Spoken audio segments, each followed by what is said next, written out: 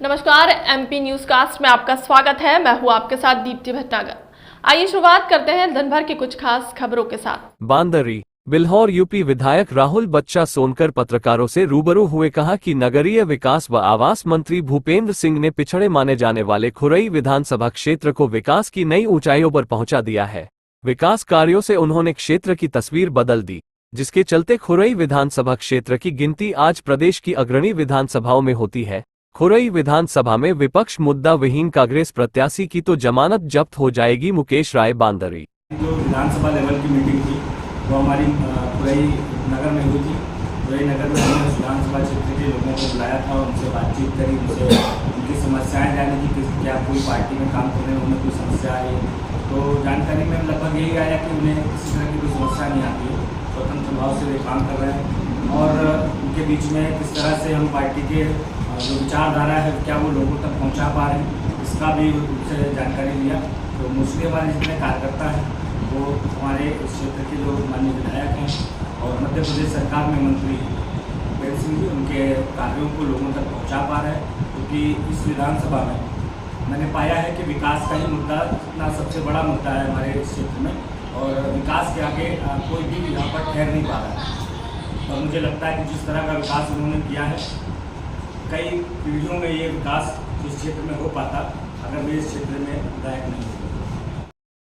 हमने हमारे चारों मंडल की अलग अलग मंडलों में जा करके पहले खुरई नगर के मंडल की हमने बैठक की थी, ग्रामीण नगर की बैठक ली, बांदरी मंडल की बैठक की और हमारे कामालथौर मंडल की भी बैठक की।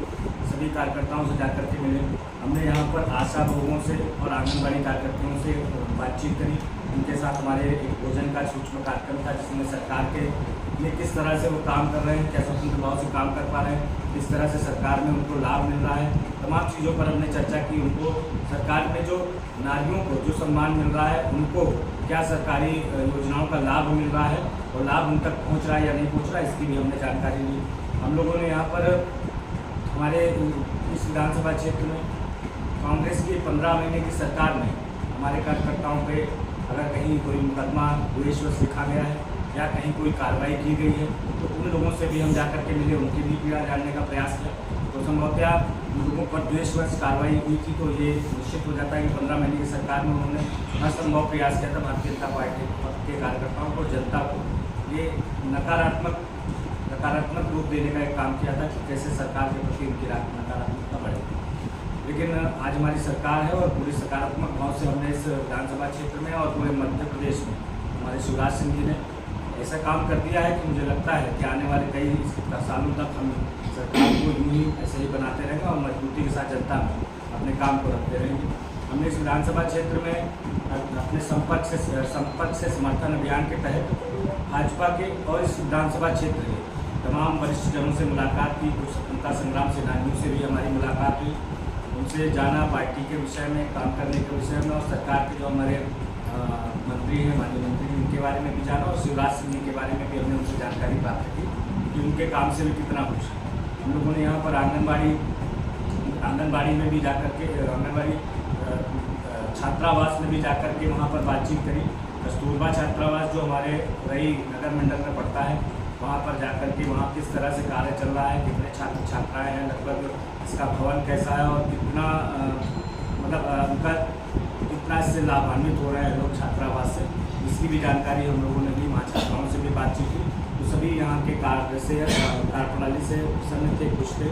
हमने यहाँ पर धार्मिक स्थलों का भी हमने दौरा किया जिसमें डोहेला किला हमने भ्रमण किया, जिसमें हमारी सरकार में ही बहुत ही ज़्यादा सुंदरीकरण का कार्य उसमें तेज़ी से किया गया। उसके ही बगल में एक बड़ा सा तालाब जिसको कह सकते हैं सुंदरीकरण, उसका भी किया गया। और उसके बाद हम लोगों ने यहाँ पर लोकल में कई हॉट स्पॉट भी चयनित किए थे जिन पर हमको जाना था। वहाँ पर हमने जाकर के जनता के बीच में बातचीत करी तो सभी मुझे लगता है कि सकारात्मक भाव से सरकार के साथ थे।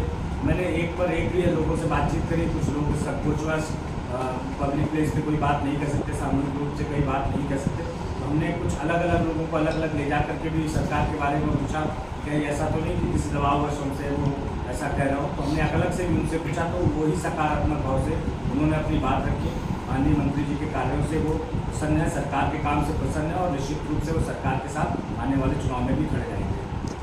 महिलाओं को सशक्त करने में बाबा साहब भीमराव अम्बेडकर ने अग्रणी भूमिका निभाई थी और आज महिलाएं कहीं ना कहीं देश की जो 50% आबादी है इसकी जो तक भी होती हैं और उन्होंने अपना काम है बखूबी हर क्षेत्र में करना अब सीख लिया है। महिला पहले की तरीके दबी कुचली नहीं है, लेकिन कुछ अभी भी ग्रामीण क्षेत्र की जो महिलाएं हैं, हमारे मूल भारत की जो महिलाएं हैं, आज भी वो तमाम ऐसी आम समस्याओं से होती हैं। सरकार की तरफ से एक मामूली एक उपहार के रूप में 1000 रुपये प्रतिमाह की ये जो योजना हमारे पात्र बहनों के लिए चलाई जा रही है, निश्चित रूप से ये बहुत ही उनके जीवन में एक बदलाव लाने वाली है और साथ ही साथ इस योजना में आने वाले समय में 1000 रुपये की राशि बढ़ा करके 3000 रुपये करने का जो वादा सरकार ने किया है, निश्चित रूप से मैं ये मानता हूँ कि अगर वो पैसा महिलाओं के हाथ में जा रहा है तो महिलाएँ उस पैसे को कहीं ना कहीं सदुपयोग में भी लाएंगी, अपने बच्चों के शिक्षा के क्षेत्र में या किसी अन्य क्षेत्र में परिवार के भरण पोषण में भी उस पैसे का उपयोग होगा।